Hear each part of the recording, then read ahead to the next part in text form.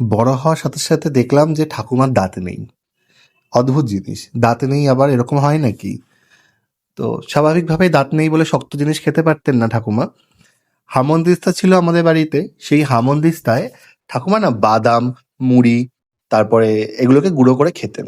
কিন্তু খুব দুঃখের সাথে চিড়েকে আর গুঁড়ো করে খেতে পারতেন না, কারণ চিড়ে তো নরম জিনিস, সেটা সেরকম ভাবে গুঁড়ো হতো না।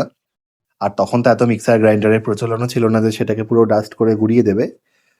তো ঠাকুমাকে দেখতাম, ঠাকুমা না শুকনো কড়াইয়ের মধ্যে, মানে কড়াইকে ভালো করে গরম করে তার মধ্যে শুকনো চিড়েগুলোকে হাত দিয়ে আর কি খুব ভালো করে মেখে নিতে, এরকম করে। বুঝতাম না কি করতো, দেখতাম শুধু।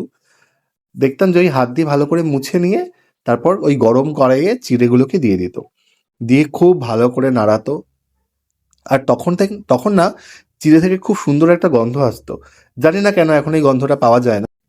তো যাই হোক, ঠাকুমা তো সেই চিড়ে ভাজা করে তারপর সেটাকে হামনদিস্তাতে গুঁড়ো করে আরাম করে বাদাম দিয়ে মেখে খেতেন। বাহ, আমার যে কি আনন্দ লাগতো ঠাকুমা ফাইনালি চিড়ে খেলেন।